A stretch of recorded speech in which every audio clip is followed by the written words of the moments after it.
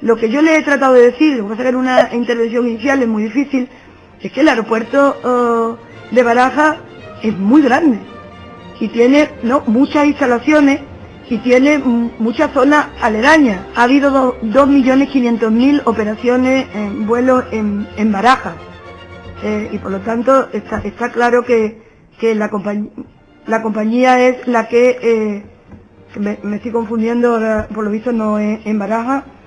Hay un tema que ha planteado la señora Uxue Barco, que precisamente lo estaba buscando toda la cronología del plan de emergencia.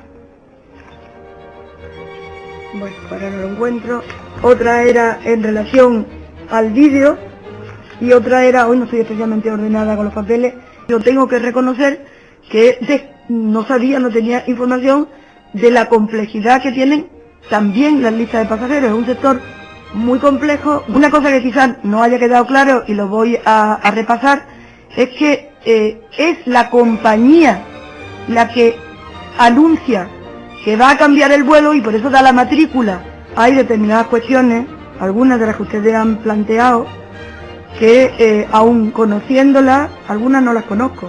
Coincido con usted totalmente, incluso en que no tengo ni idea de la función pública.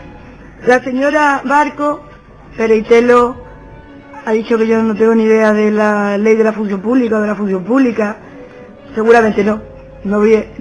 Eso no es lo importante. Lo que sí le voy a decir, yo sí soy inspectora, pertenezco a un cuerpo que existe.